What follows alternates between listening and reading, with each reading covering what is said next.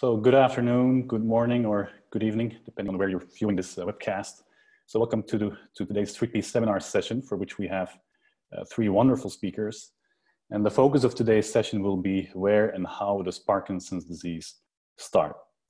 And coincidence or not, but this is also the central theme of next week's Parkinson's disease conference, Grand Challenges in Grand Rapids, which will be hosted online this year. So if you haven't had a chance to sign up for Grand Challenges, you should certainly try so. So our speakers will focus, or I should say refocus, our attention from the central nervous system to the periphery. How can peripheral inflammation contribute to Parkinson's disease?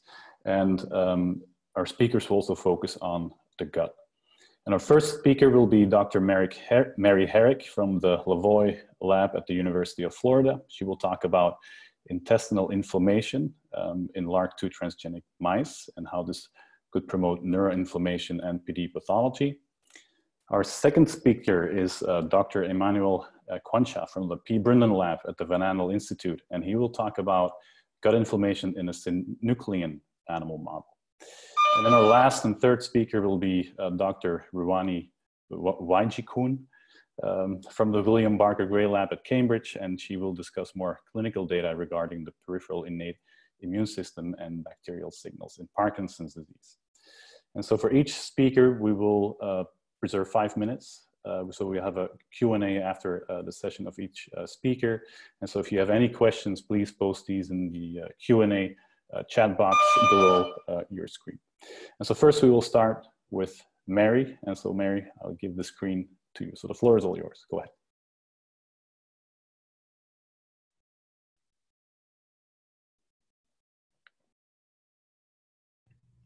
All right.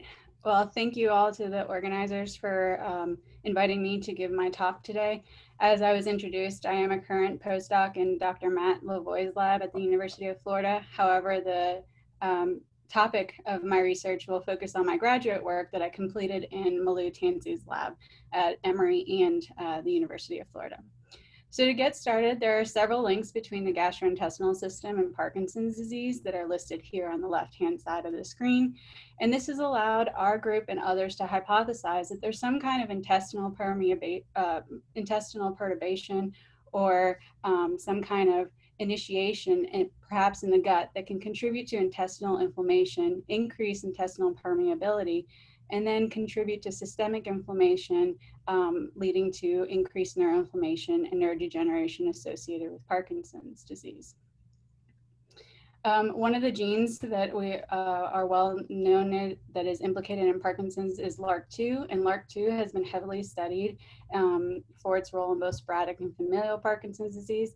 It's been heavily studied in neurons. However, you can note here that the level of LRRK2 expression is lower in the brain and the intestine relative to immune cells. And this has been a recent topic of interest, considering the high expression of LRRK2 in immune cells. A recent graduate student in Malou's lab showed in 2017 that LRRK2 levels are increased in all immune cell subsets of sporadic Parkinson's patients. And while we don't know the exact meaning or mechanism of what is happening here, we do know that it shows that LRRK2 is doing something and is implicated in immune cells within Parkinson's patients. Now, besides Parkinson's disease, LRRK2 has also been implicated in Crohn's disease. And just to give a little bit of background about Crohn's disease, it's an inflammatory bowel disease that causes chronic inflammation in the GI tract, most commonly in the ileum and proximal colon.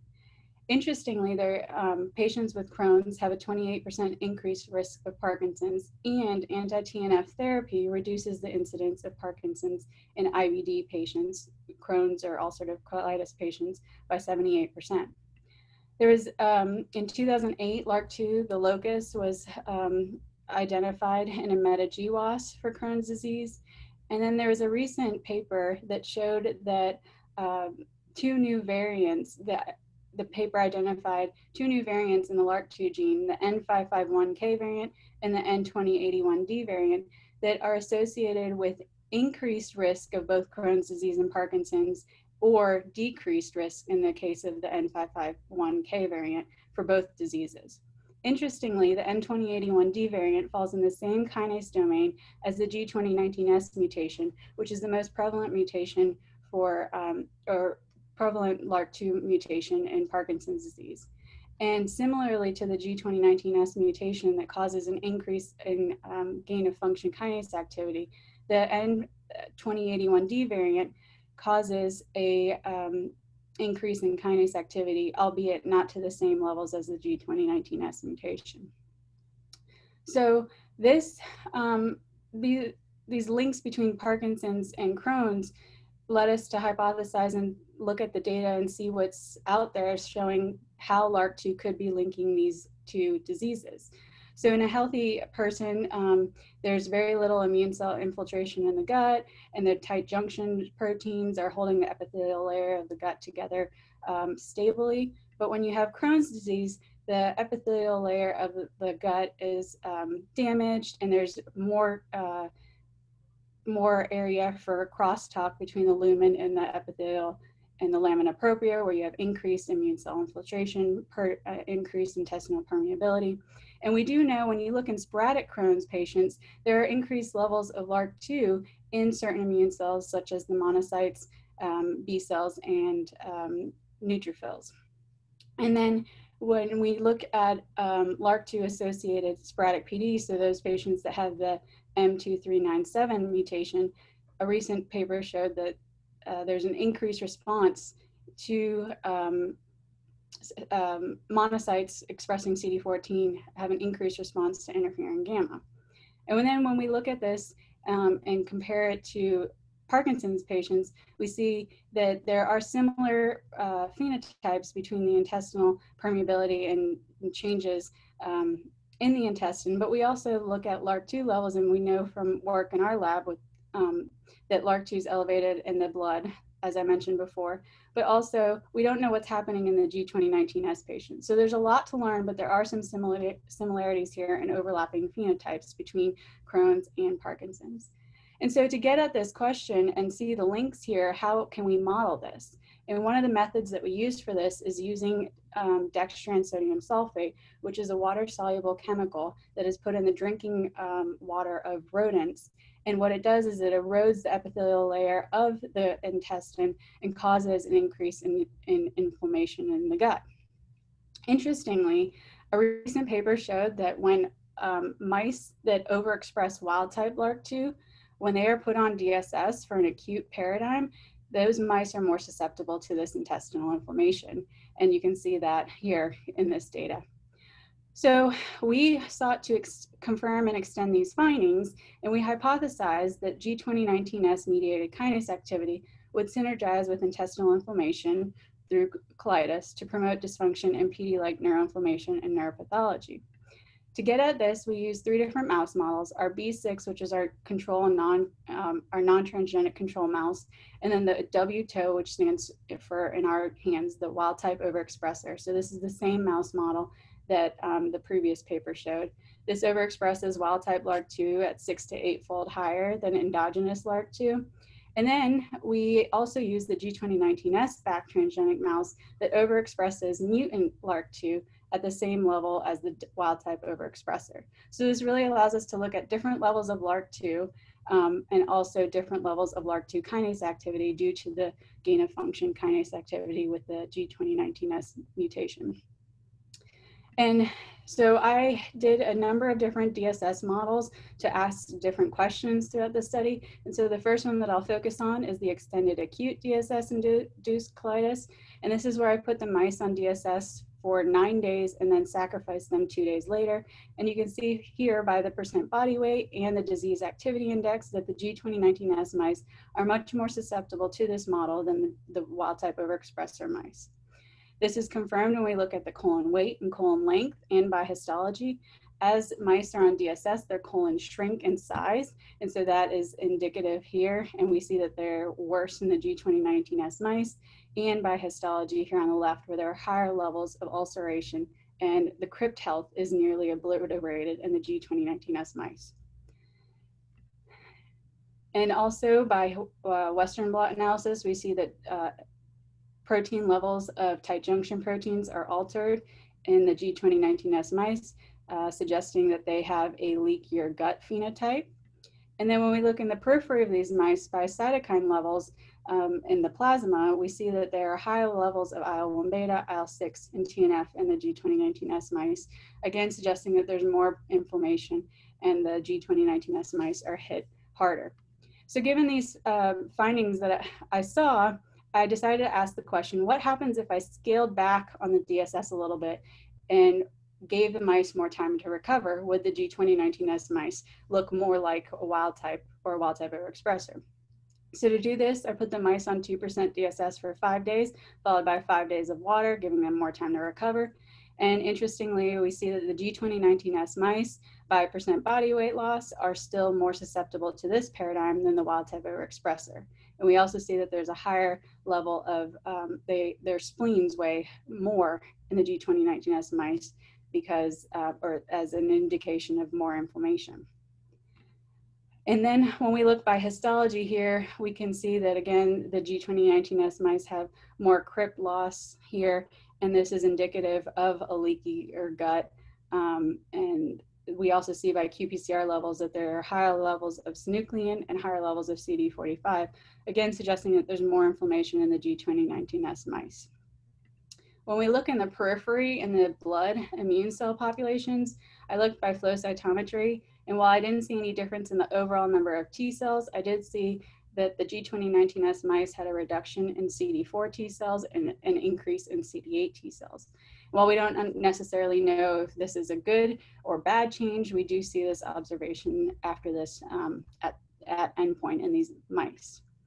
When we looked in the brain of these mice, we saw that there was no difference in the number of microglia by flow cytometry and as well by staining, and particularly in the nigra here with IBA1. There's no differences in genotypes here. However, when I look by flow, I do see that the number of MHC2 positive microglia are increased in the G2019S mice. And then I asked the question, what what is happening with the T cells in the brain, and do we have more immune cell infiltration? And so I see a similar phenotype here in the brains of these mice where there's a reduction in the number of CD4 T cells and an increase in the number of CD8 T cells. Again, that same shift in ratio of these T cell populations that I saw in the periphery. And then this can be localized to the striatum of these mice, where I see by transcript levels that the G2019S mice have higher levels of CD8. And then when we looked at the striatum in particular for protein levels of DAT and tyrosine hydroxylase implicated in nigrostriatal pathway, we didn't see any differences by genotype here either.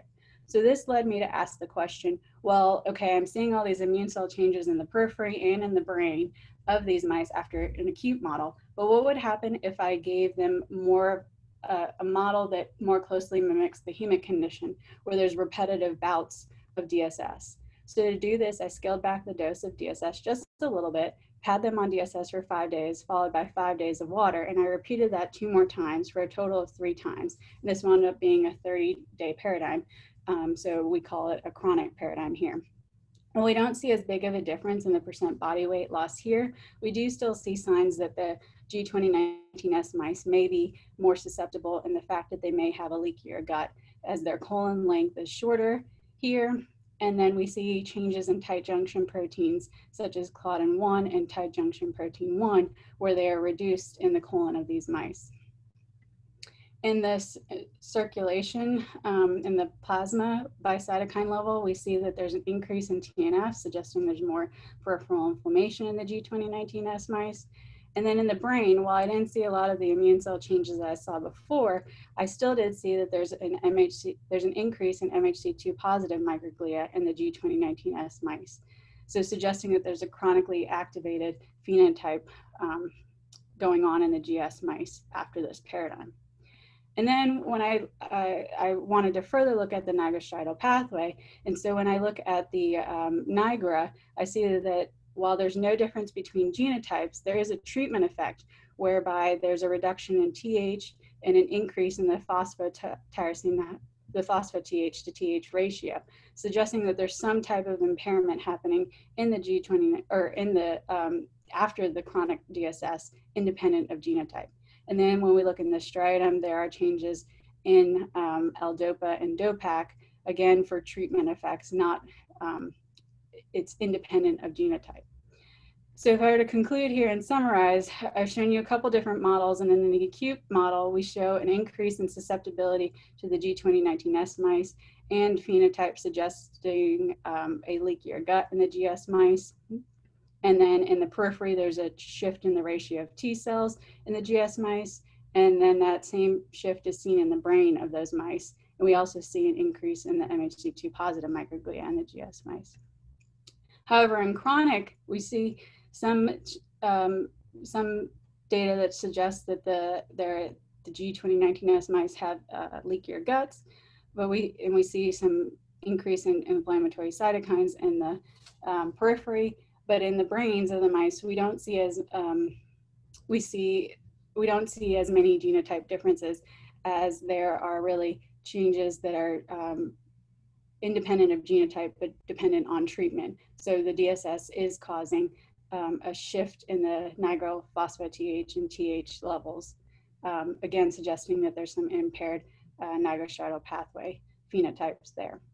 And so given that there is this association between IBD and PD risk that I mentioned before, and then anti-TNF therapy reduces the incidence of Parkinson's in IBD patients, we are currently finishing studies that are examining this hypothesis. And so we're looking at the extent to which soluble TNF with XPro 1595 can rescue some of these phenotypes that we're seeing here. And so with that, I'd like to thank all the members of the Tansey Lab back at Emory and here at Florida that have helped with this study. And most importantly, I'd like to thank Malou for all of her support in these studies, and then thank our funding support as well. And I look forward to taking any questions about the data I presented here. Thank you. Wow, wonderful talk. Lots of really exciting data, interesting data. Lots of work as well. So it seems that the choice of your model is quite important. How would you choose your model, the administration of DSS, and the timing, and how do you see its relevance to, for instance, Parkinson's disease? Yeah, I mean, that's a good question. And so, you know, when you think about like humans, they're not just exposed to one inflammatory bout, you know, like we're exposed to antigens and inflammation throughout our lives. So, you know, it could be, as with the data that shows, it could be you need chronic activation, reactivation of the immune cells, both in the periphery, and then that can affect the brain. And so that may be a relevant model, and or like more relevant to Parkinson's. And so you need repetitive bouts of some type of inflammation. And in this case, we're testing the intestinal inflammation. Mm-hmm. Yeah. Also, so you mentioned you see increased release of cytokines. You see strong ulcerations in your G2019S mice. You see differences in the pool of T cells. What would be your idea or hypothesis, you know, as to how LRRK2 would regulate all of this? How do you see this being involved in all these different processes? Yeah, it's another great question. I think so. I definitely think it's LRRK2 acting at the immune cell level. And I mean, in this case, we haven't truly tested the hypothesis. You know, the next step would be to test that if it's the kinase activity having a role on it, we could use some kinase inhibitors in the chow of the animals to test that hypothesis to see if it's that. But we also don't know, you know, the data I showed is that the wild type overexpressing mice seem to be more protective in my hands. And so we don't know if like LRRK2 is being elevated as potentially a compensatory mechanism. And so until you push a limit and then LRRK2 can, you know, switch over and be a negative or bad factor, we don't quite know. So, you know, it's almost like a seesaw, right? There's, you know, when is there too much LRRK2 is a bad thing, I guess is what I'm saying. So I definitely think it's LRRK2 acting at the immune cell level, but we just don't know how much and exactly how. Right, yeah, interesting. I mean, it's certainly an area that requires so much more research, and there's only so little that's been done so far. Really interesting. So let's maybe go to a question from Miguel Aguileta. So he's asking if you checked for other immune cells, such as natural killer cells or neutrophils? I didn't check for NK cells, but I did check for monocytes. I checked for neutrophils, and those, I did not see any differences there, which is interesting because those are the ones that have the highest levels of LRRK2. So yeah, that's why that data was not shown. Okay. Another question from Malu Tanzi. Says, wonderful talk. Do you think that other types of inflammation like Helicobacter pylori might also be associated with risk for PD? I mean, I think, yeah, definitely other types of inflammation. I think studies are ongoing to test all that.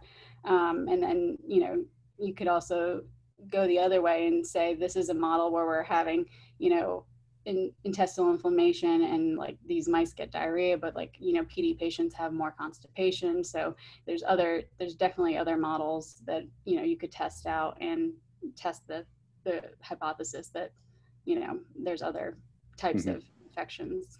Yeah. Okay, maybe one more question.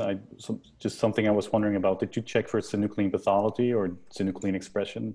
Yeah, it's a good question too. We did check for that. So in the acute model, I saw both in the colon and in the brain increased levels of synuclein, but then in the chronic model, I did not see changes in synuclein levels there.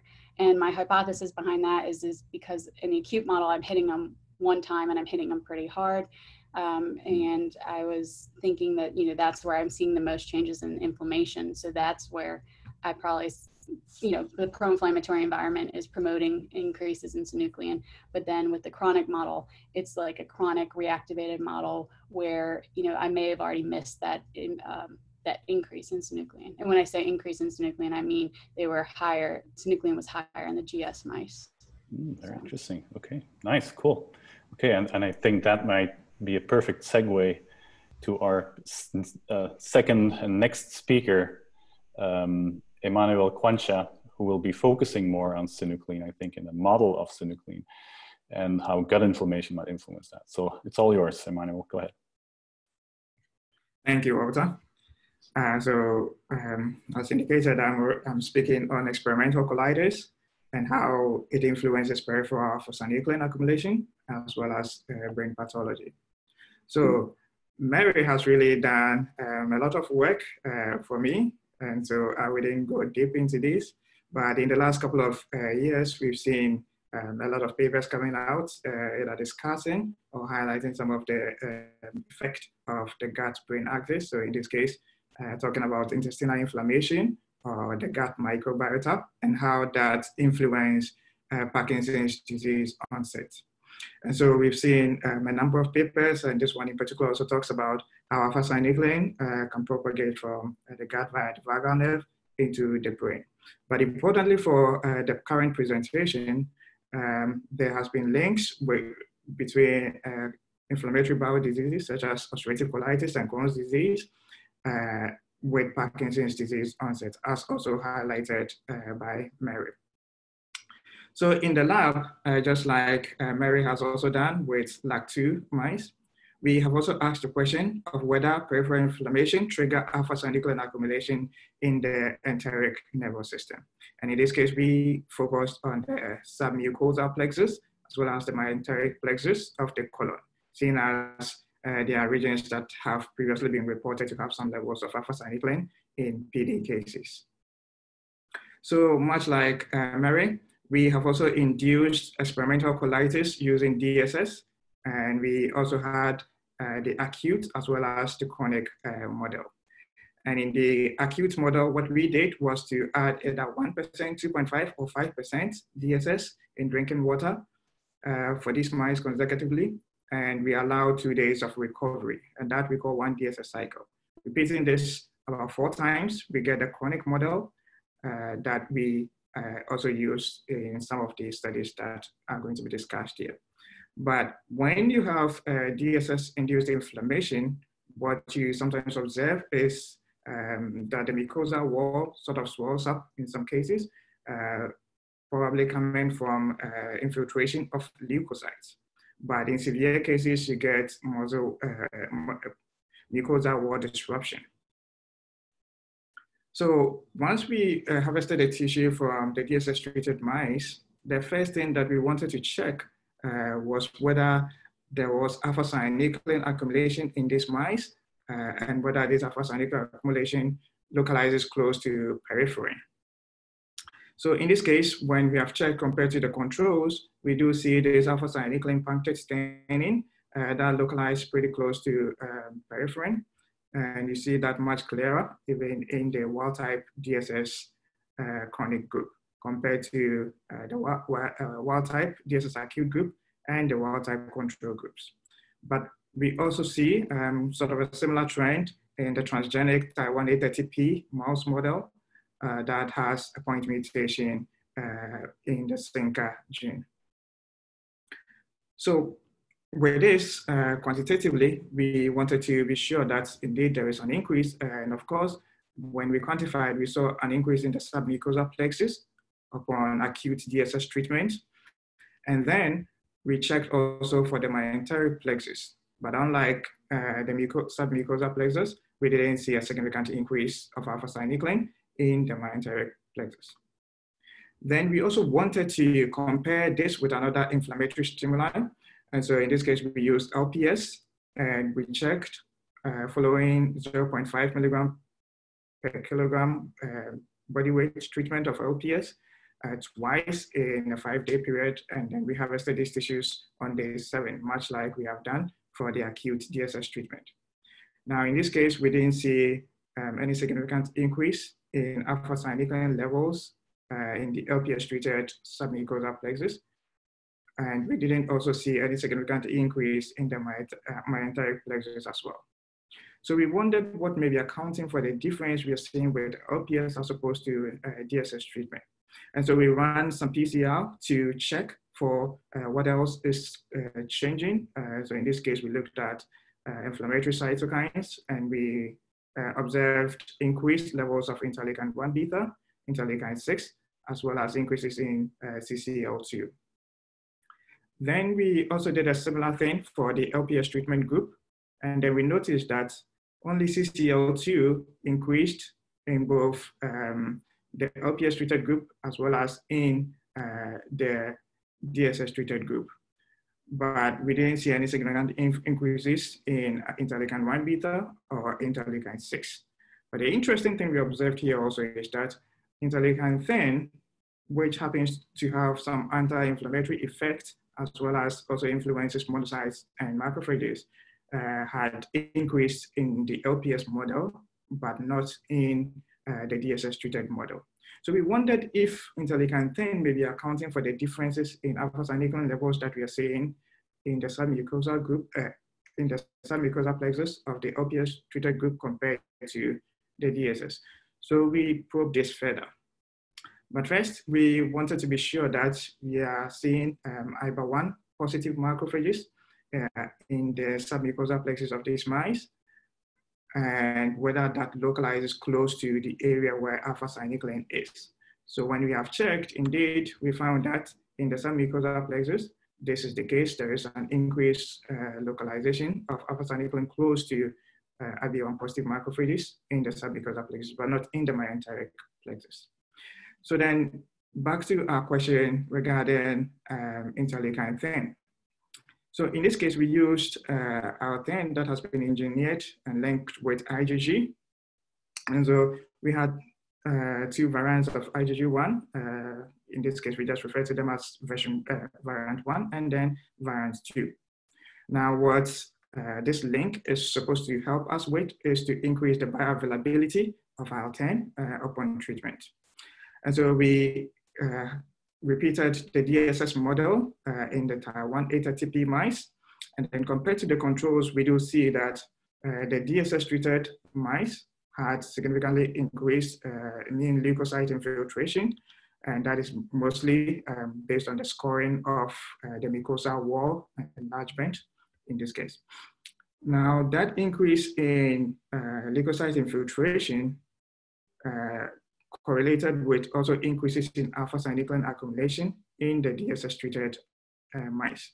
We also used a control IgG1 to see if it has any effects on its own, And then we realized that compared to DSS treatment alone, IgG1 does not have any significant effects, so it doesn't really alter the effects we are seeing in the DSS treatment group.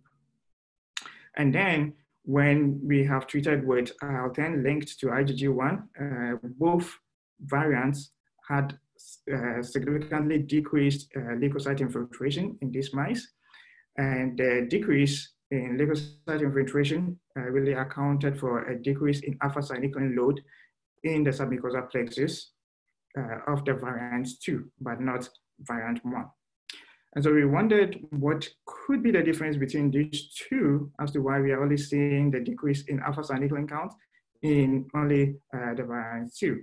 Now, when we checked serum concentration levels of these two, we realized that it's only variant 2 of the IgG1 linked IL-10 that had a higher bioavailability than the variant 1, suggesting that variant 2 is more available and so perhaps had more effect on inhibiting leukocyte infiltration as well as decreasing alpha-synuclein counts. So we went ahead, since we have seen that upon DSS treatment, there is increased alpha-synuclein accumulation in the submucosal plexus of the colon. Then the next question that pops up is whether DSS treatment also increases alpha-synuclein levels in the brain. And so to answer this question, we turned our attention to the chronic DSS model. And then here we used increasing concentrations of DSS. And so we started off with 1% DSS for 5 days, allowed water treatment in between, and then increased it to 1.5% and then to 2%.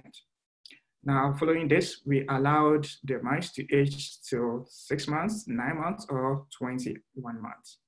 And then we harvested the tissues from the 9 and 21 month cohort.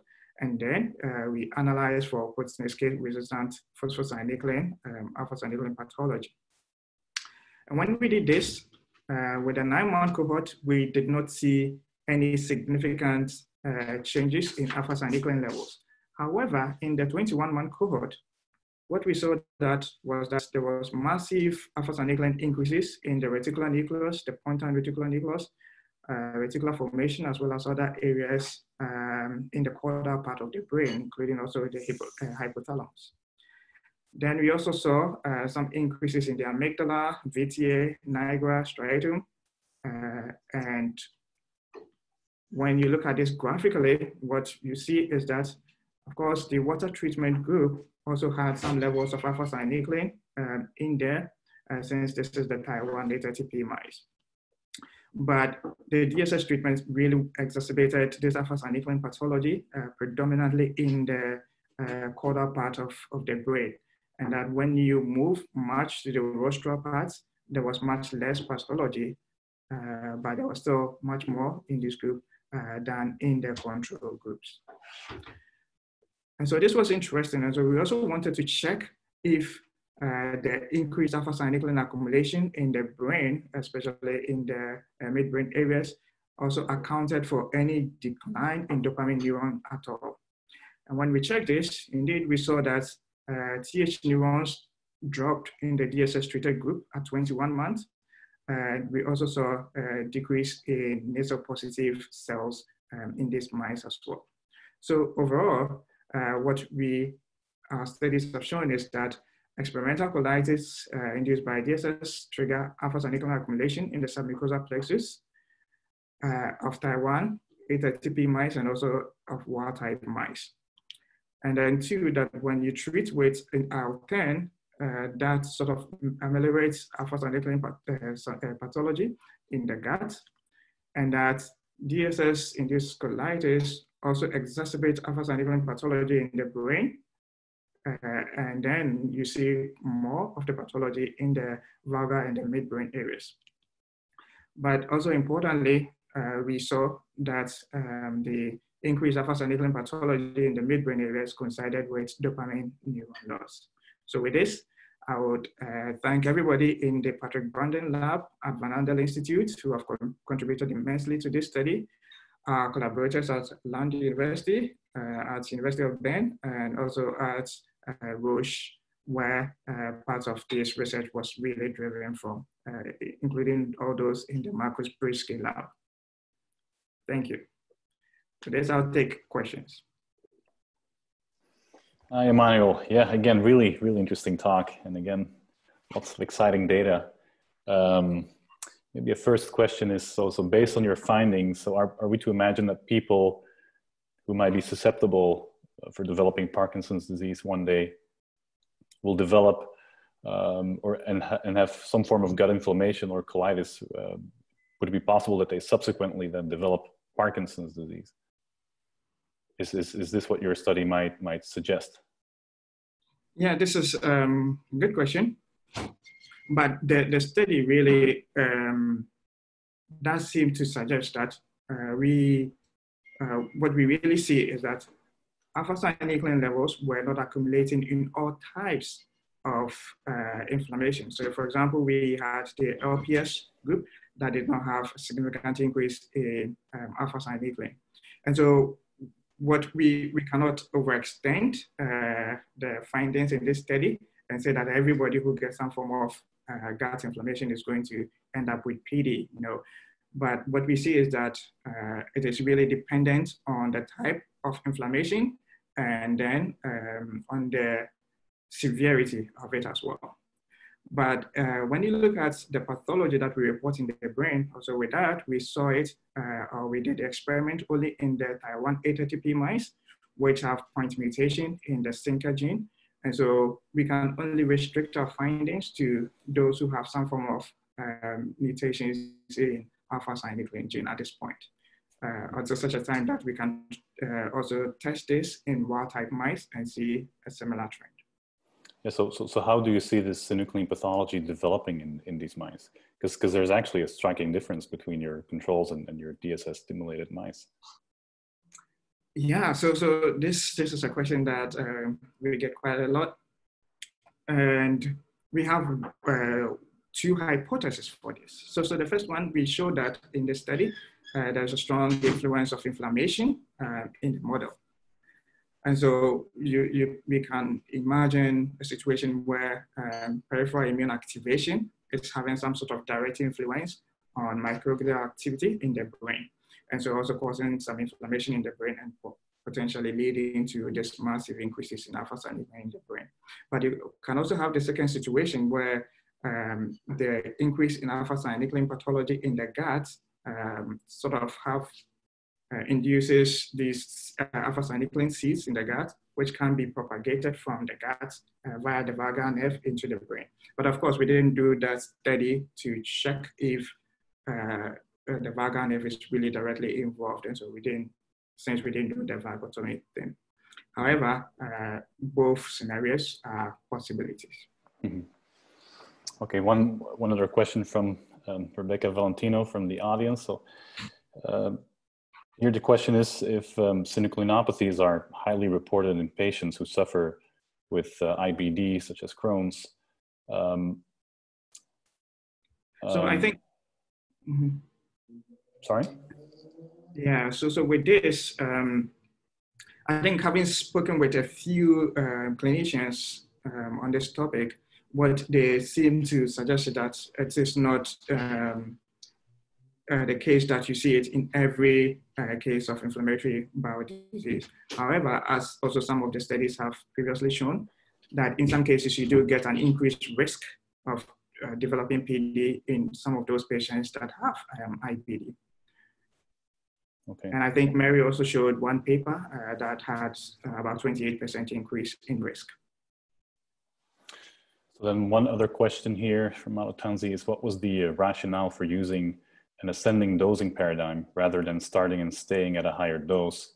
And also, why did you choose the 83P variant of synuclein as your model? Okay, so first I'll answer the 83P part. So what we know about the 83P mouse model is that it on its own is able to exhibit some levels of alpha-synuclein. And so thinking about a more chronic long-term model, we thought this would be a particularly interesting model to study, especially as These mutations have also been reported in some PD cases and have been reported to be linked with PD onset. But with the ascending dosing paradigm, so first we tried the same dosing levels. So for example, if you're using 5% dose, we have tried in some of the models, 5% dose constant model. But what we do see, or what we did see at the time, was that when you induce inflammation with high levels of DSS, in some cases the mouse are not able to survive. And so for a more long-term project, this was going to be much more difficult to ensure that the mice are going to survive. And so we had to do an increasing model where we sort of increase the dosing gradually. Right, yeah, very interesting again. Thank you very much. So I think we have to move over to our third speaker already. And for this, I think we should be able to play a video because Ruwani pre-recorded this talk, and then she will join us live for the Q&A. Hello everyone. I would like to thank the organizers for inviting me to give this seminar. I will be presenting work done during my PhD in the group of Professor Roger Barker and Dr. Caroline Williams-Gray at the University of Cambridge, which has recently been published. I'm doing a pre-recorded talk due to potential issues with the internet connection from where I'm currently based in Sri Lanka at the moment. I hope to join for the questions at the end. So Parkinson's disease is clinically heterogeneous. Several studies have shown evidence for cognitive heterogeneity within the disease. In particular, the campaign study showed that several genetic and cognitive risk factors present at diagnosis can predict an increased risk of progression to dementia. In particular, the presence of the microtubule-associated protein tau H1 haplotype, a semantic fluency score of less than 20, and impaired pentagon copying. They also found that dementia is likely to affect around 50% of PD patients by around 10 years from diagnosis, with significant implications for quality of care, quality of life and care.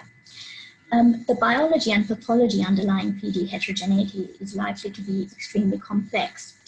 In general, a multitude of genetic and environmental risk factors are likely to interact in a variety of different ways, to have a variety of effects on a number of cellular and molecular processes, which subsequently influence variations in the accumulation of pathology and subsequently in the presentation of the clinical disease.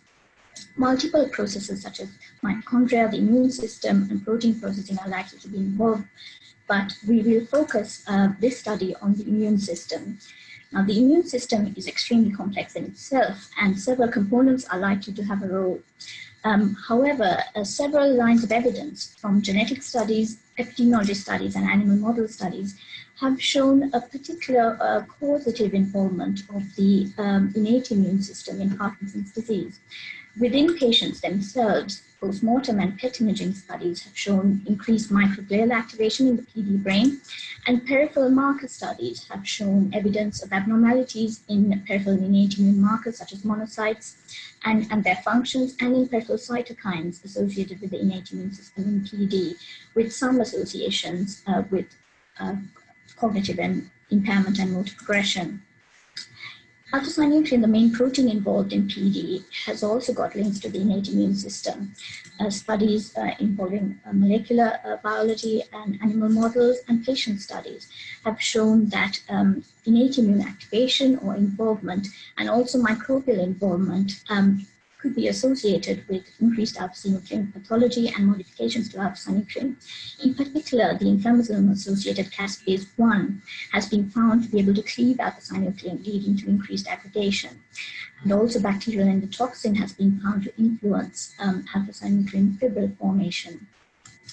Alpha-synuclein in itself it has been found to have an impact on the innate immune system and has been found to induce changes in monocyte, neutrophil, and dendritic cell function, and also activation of innate immune pathways such as the toll-like receptor pathway and the inflammasome pathway.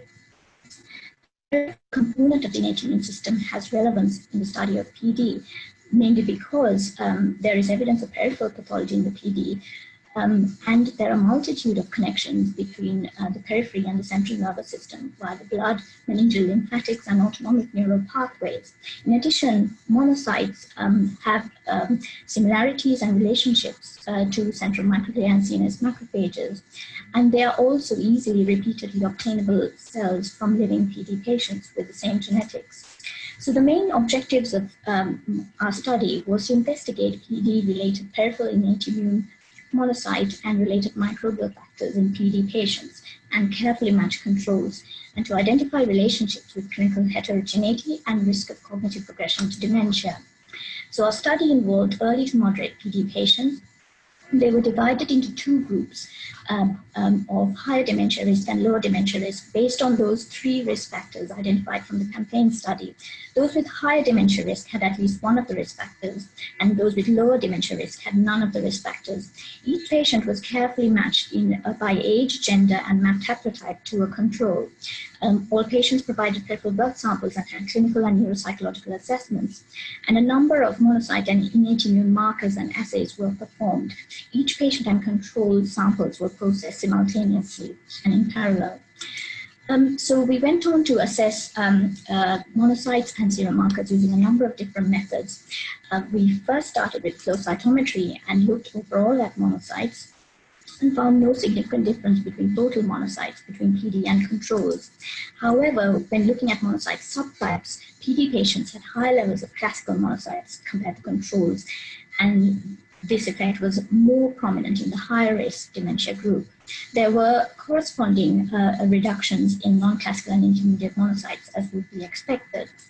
We then went on to look at the toll-like receptors on monocytes, and these are the key innate immune receptors involved in the identification of pathogens and damage in organisms, and TLR4, for which the main ligand is bacterial endotoxin, was found to be elevated in all PD patients versus controls, and particularly within the higher risk dementia group. TLR2 was also had similar changes in PD versus controls, more prominent in the higher risk dementia group. We then went on to look at monocyte TREM2, which is a key receptor expressed on myeloid cells, which is involved in phagocytosis and has been linked to neurodegeneration. There were no overall differences between PD and controls. However, if you look separately at the higher risk group, PD patients had higher levels of TREM2 compared to controls, and almost the opposite effect, a trend was seen in the lower risk group. We then went on to look at monocyte HLA-DR, which is the MHC class 2 molecule involved in antigen presentation, and there were no significant differences between PD and controls in either groups. However, HLA-DR was the only marker that correlated very closely with clinical measures, in that patients with high levels of HLA-DR had better semantic fluency scores and Andel cognitive examination scores, and better, that is, lower UPDRS motor scores, which were not related to medication. We then went on to look at serum markers relevant to PD. The key marker we know of is alpha-synuclein, and that was, as other studies have shown, was found to be lower in PD compared to controls, both in higher and lower risk groups. Similarly, we went on to look at caspase-1 due to the known links between alpha-synuclein and caspase-1, and that also seemed to be lower in PD compared to controls, equally in both groups. And caspase and alpha-synuclein correlated closely with each other. Considering the TLR4 results, we then went on to look at markers of bacterial translocation, as in serum endotoxin and soluble CD14. And we found that PD patients had elevated serum endotoxin compared to controls overall, and also a trend towards elevation in the higher risk group, whereas there was no significant difference between PD and controls in soluble CD14.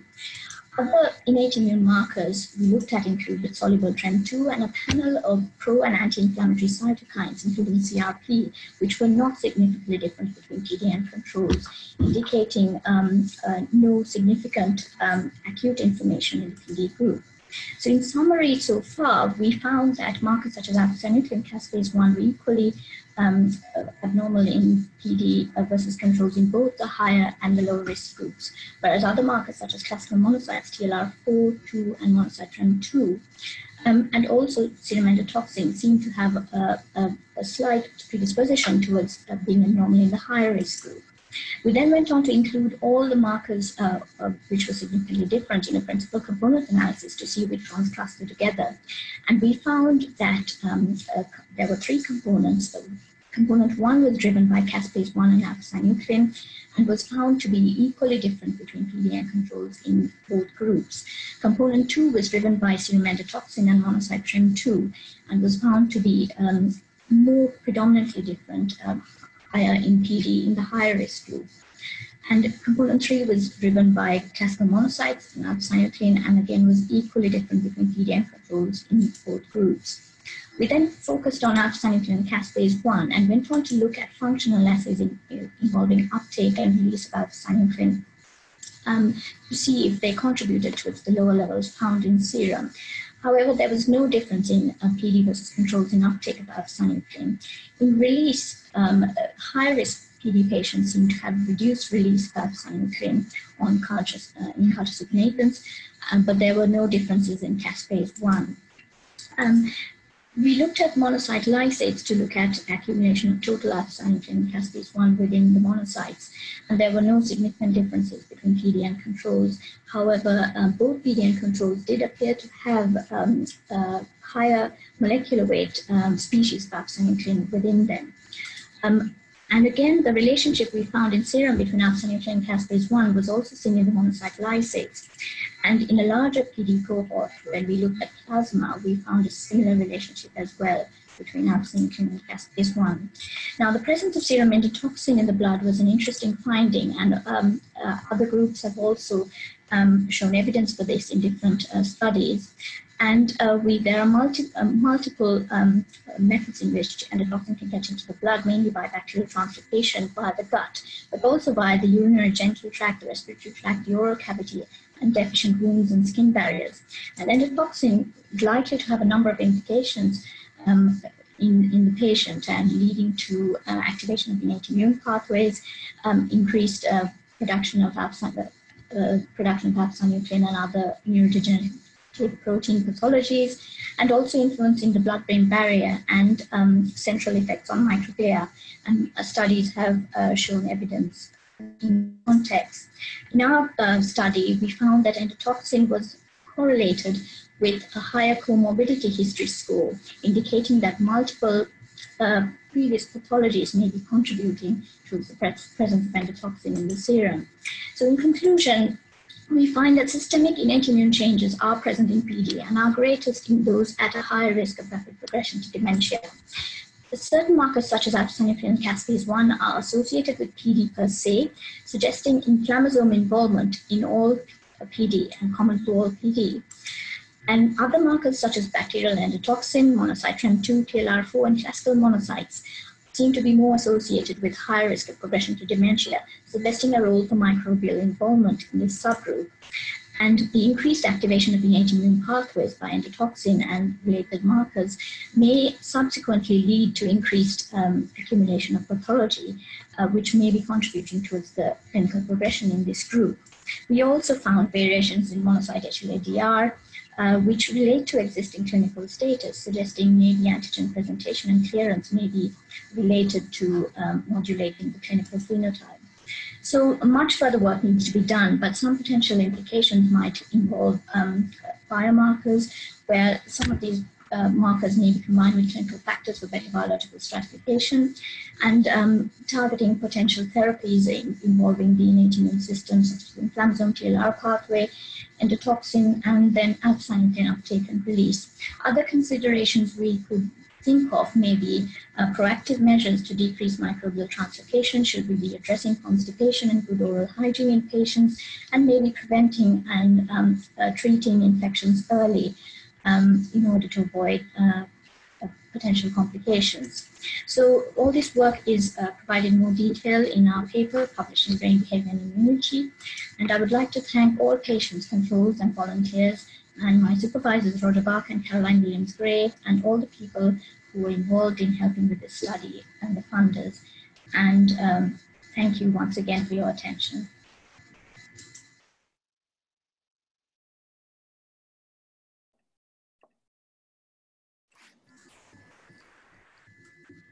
Hi, Ruwani. Hi. Perfect. Thank you. Hi, everyone. Wonderful talk. Thank you again. Also, again, exciting data and lots of things to think about again. So I think many of your findings, I think, ask or raise many different questions. For instance, one of the things I was wondering about is the inflammasome. And it seems that you consistently see an increase in caspase-1 or caspase-1 activation, but a decrease in synuclein, but the two actually seem to correlate. I was wondering if you see an interaction somehow, or if you see that these two might relate in a way, because it is known and I think it's published on a few occasions that caspase can cleave synuclein and actually generate more toxic species.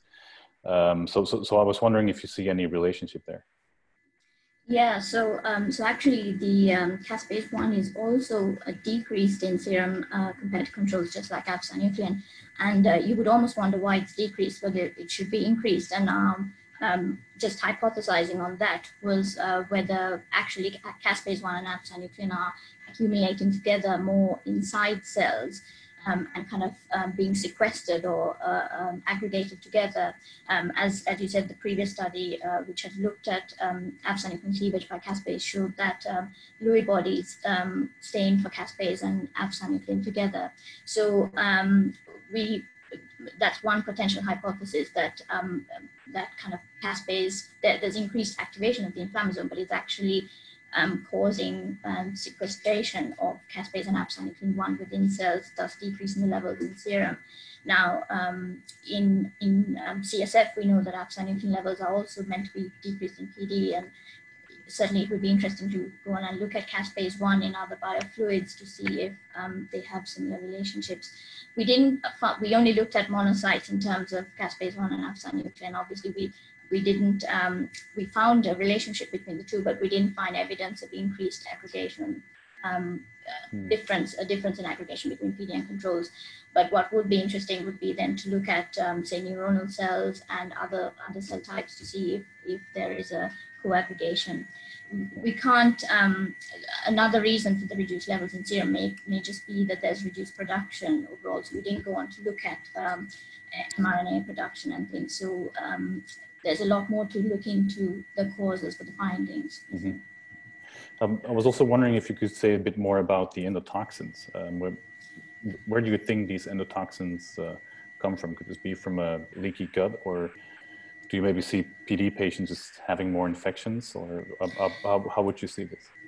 Yeah, so actually, we looking at our patients, they were none of them had significantly acute infections, or they didn't have any active infections present at the time.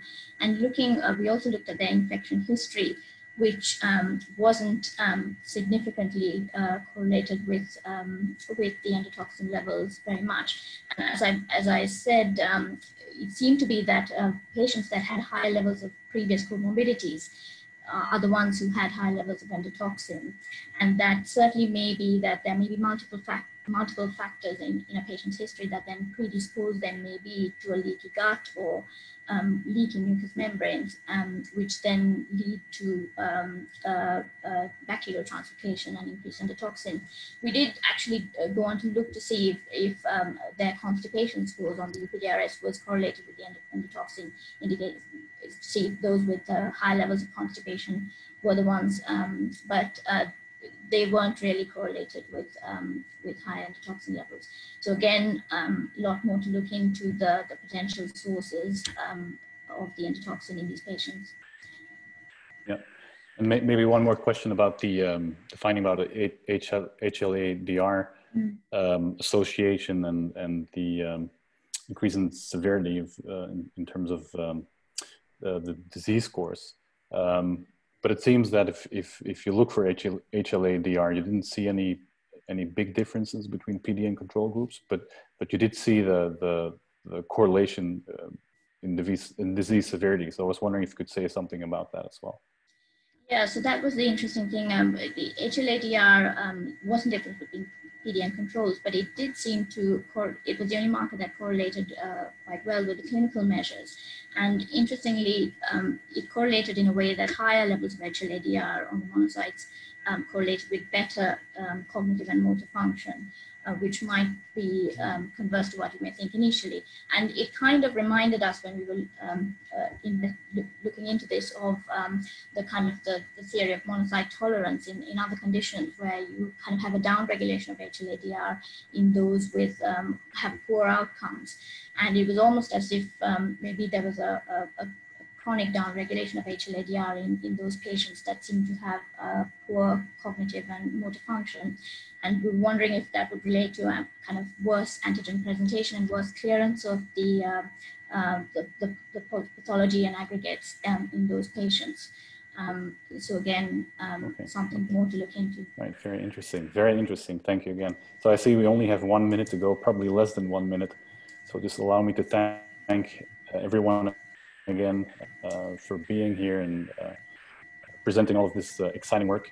Let me just also mention again that next week there is grand challenges, also the same theme, the same topic, where and when does Parkinson's disease begin? So please try to register for this wonderful conference. It'll certainly be worthwhile your time.